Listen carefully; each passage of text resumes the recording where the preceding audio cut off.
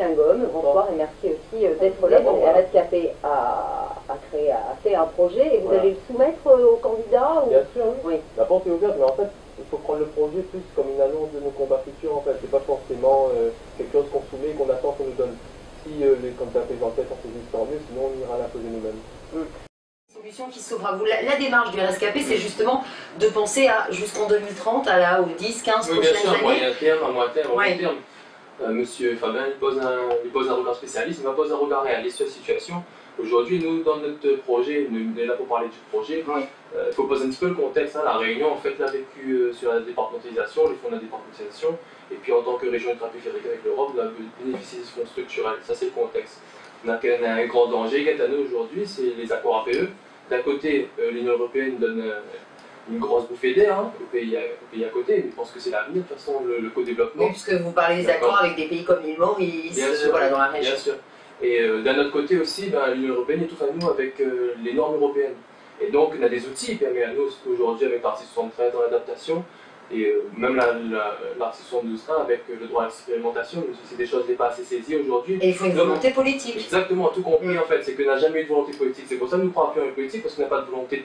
Tout est là, tout le monde sait, il y a des rapports, il est là, les états généraux ont été faits, tout est là. Nous, on a un point essentiel à dire, c'est qu'aujourd'hui, là, ne veut plus occuper les emplois, en fait, les emplois où ça nous est toujours en bas de l'échelle. Nous veut viser le haut.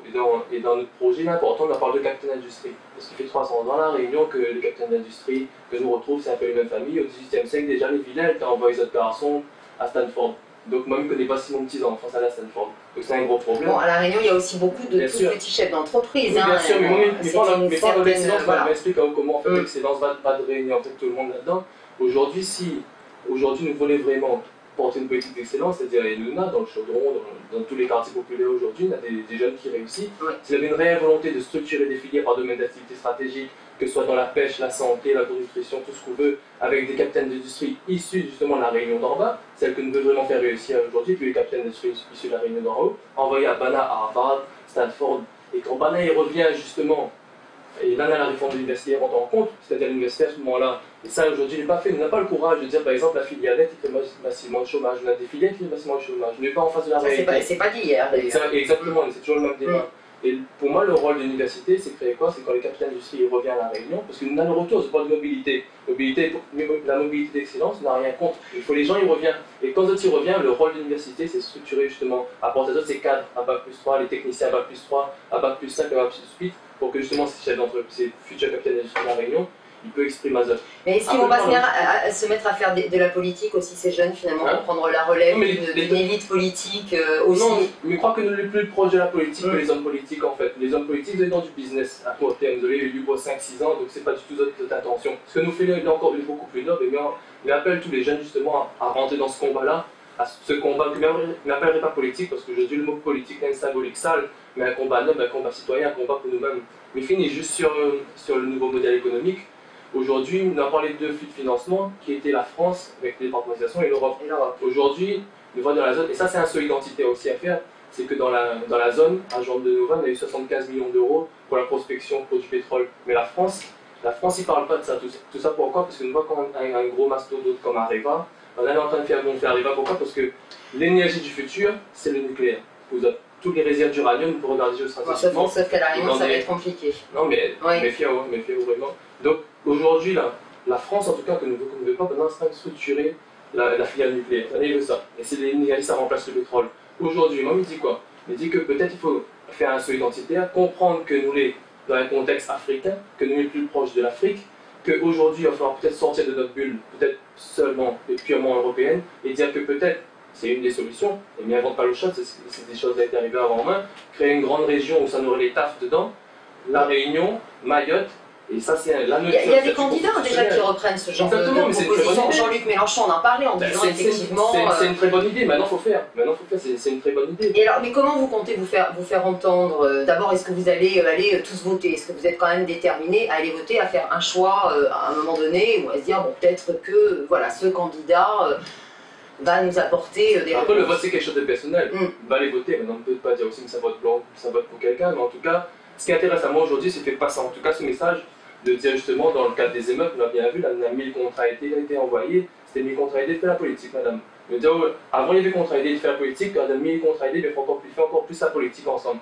Aujourd'hui, ne fait pas que proposer parce que nous exige. Ne l'est plus à l'heure des propositions, on est obligé d'exiger parce que nous, ça va dans le mur. Et cette qui mène à nous dans le mur, ça va dans le mur. Mais comment vous allez faire pour exiger Didier Weitling-Angom, pour vous faire entendre, pour exiger? Voilà, aujourd'hui, ce que nous faisons dans notre programme, c'est qu'on a des propositions que l'on appelle des exigences, mais aussi nous dispose. Par exemple, aujourd'hui, les contrats aidés, c'est quelque chose de géré politiquement. Nous demandons clairement, ça c'est la vraie révolution, nous demandons clairement à ce qu'on ait un groupement les créer pour gérer les 25 000 par exemple, contrats aidés qui est arrivé, et qu'on ait un regard citoyen sur un conseil d'administration qui est formé de citoyens et pas de gens cooptés, et avec un comité consultatif d'experts de l'insertion ou autre, qui puisse donner à nous un avis, mais c'est nous souverainement qui prend la décision, parce que nous ne pouvons plus continuer sur ce modèle politique et économique que nous trouvons aujourd'hui. On a bien compris, vous le comprenez aussi, Philippe Fagan, on arrive à la conclusion déjà de cet entretien.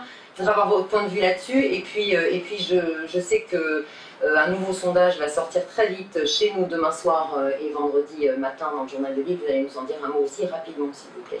Oui, je crois que M. Weitling-Angom a parfaitement transcrit une partie importante, bien sûr, du malaise social indéniable qui existe à La Réunion. Maintenant, il y a un chômage de masse. Si vous voulez, ce qui est très important dans la situation réunionnaise d'aujourd'hui, c'est les niveaux auxquels on est arrivé.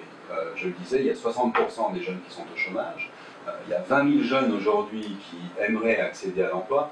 Et donc le problème des stratégies longues, si vous voulez, c'est qu'elles ne constituent pas une réponse. Alors naturellement, les emplois aidés, faute de mieux, dans l'urgence, sont une solution qui est facilement, qu'on peut mettre en œuvre parce qu'elle correspond à des schémas qui existent déjà. Mais le grand point d'interrogation, il est celui des 15 ans qui viennent.